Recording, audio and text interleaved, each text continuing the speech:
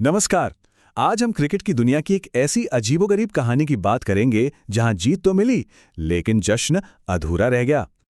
जरा सोचिए, आपने एक बहुत बड़ा टूर्नामेंट जीता है और वो भी अपने सबसे बड़े राइवल को हराकर। पूरी टीम जश्न मना रही है, लेकिन जब ट्रॉफी उठाने का टाइम आता है तो आपको खाली हाथ लौटा दिया जाता है। एशिया कप 2025 के फाइनल के बाद कि आखिर हुआ क्या था, ये सवाल सबके दिमाग में घूम रहा था। आज हम इसी गुत्थी को सुलझाने की कोशिश करेंगे कि आखिर ऐसा हुआ क्यों। तो इस पूरे मामले की जड़ें दुबई में हुई उस अवार्ड सेरेमनी से जुड़ी हैं। चलिए एकदम स्टेप बाय स्टेप देखते हैं कि उस दिन स्टेज पर हुआ क्या था। देखिए, इंडिया फाइनल जीत चुकी थी, सब कुछ ठीक था। लेकिन फिर अचानक से सेरेमनी 1 घंटे से भी ज्यादा लेट हो गई। जब शुरू हुई तो इंडियन टीम ने साफ कह दिया कि हम एक खास ऑफिशियल के हाथों से ट्रॉफी नहीं लेंगे।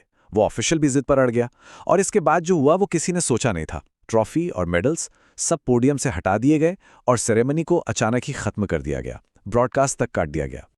तो सबसे बड़ा सवाल यही है कि इंडियन टीम ने इतना बड़ा, इतना अनोखा कदम आखिर उठाया क्यों। इसके पीछे की वजह एक शख्स था, और ये है वो शख्स मोहसिन नकवी, इस पूरे विवाद के सेंटर पॉइंट। अब इनके 3 रोल्स पर गौर कीजिए, क्योंकि यहीं से सारा मसला शुरू हुआ। एक तरफ वो एशियन क्रिकेट काउंसिल के प्रेसिडेंट थे, दूसरी तरफ पाकिस्तान क्रिकेट बोर्ड के चेयरमैन, और तीसरा और सबसे अहम वो पाकिस्तान के इंटीरियर मिनिस्टर यानी गृह मंत्री भी थे। तो इंडिया की आपत्ति सिर्फ एक चीज पर नहीं थी। पहला, नकवी का एक साथ पाकिस्तान के मिनिस्टर और क्रिकेट एडमिनिस्ट्रेटर होना।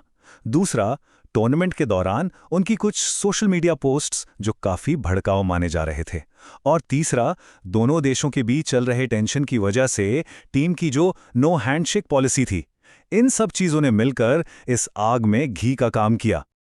और फिर बीसीसीआई सेक्रेटरी देवजीत सैकिया का ये बयान आया, जिसने सारी बातें साफ कर दी। उन्होंने कहा, हम उस व्यक्ति से ट्रॉफी नहीं ले सकते जो एक ऐसे देश को रिप्रेजेंट करता है जो हमारे देश के खिलाफ जंग छेड़ रहा है। मतलब ये साफ तौर पर एक पॉलिटिकल स्टैंड था। अब इस इंसिडेंट के बाद पूरी क्रिकेट दुनिया में जैसे एक भूचाल सा आ गया। हर तरफ से रिएक्शंस आने लगे। प्लेयर्स, लेजेंड्स, ऑफिशियल्स, सबकी अपनी अपनी राय थी और ज्यादातर एक दूसरे से बिल्कुल अलग। इंडियन कैप्टन सूर्य कुमार यादव ने अपनी डिसअपॉइंटमेंट साफ जाहिर की। उनका कहना था, मैंने कभी नहीं देखा कि एक चैंपियन टीम को उसकी ट्रॉफी ही ना दी जाए, वो भी इतनी मेहनत से जीती हुई। उनके लिए ये बिल्कुल अनबिलीवेबल था। लेकिन दूसरी तरफ पाकिस्तान के कैप्टन सलमान आगा का एंगल बिल्कुल अलग था। उन्होंने कहा, ये हमारी बेइज्जती नहीं कर रहे हैं, ये क्रिकेट की बेइज्जती कर रहे हैं। उनके मुताबिक ये स्पोर्ट का अपमान था। और इन दोनों के बीच लेजेंड कपिल देव ने एक मिडिल ग्राउंड लेने की कोशिश की। उनका कहना था, ये काम सरकार का है, पॉलिटिशियंस का है, उन्हें करने दो। हमारा काम मैदान पर इम्पैक्ट डालना था। वो साफ तौर पर खेल और राजनीति को अलग रखने की बात कर रहे थे। और ये अलग अलग ओपिनियंस सिर्फ करंट कैप्टन्स तक ही सीमित नहीं थे। पाकिस्तान के ही 2 बड़े पुराने खिलाड़ियों के बयान देखिए। शोएब मलिक ने कहा कि इंडियन प्लेयर्स को सालों बाद इस फैसले पर अफसोस होगा, क्योंकि ट्रॉफी जीतना ही सब कुछ है। वहीं राशिद लतीफ तो एक कदम आगे निकल गए। उन्होंने इसे क्रिकेट के लिए एक काला दिन बताया और इंडिया को सस्पेंड करने तक की मांग कर डाली। तो इतने अलग अलग रिएक्शंस देखकर एक सवाल उठता है, क्या ये सारा हंगामा सिर्फ इस बात पर था कि ट्रॉफी कौन देगा, या फिर ये मैदान के बाहर चल रही किसी बहुत बड़ी लड़ाई की एक झलक थी? और इस सवाल का जवाब है हाँ।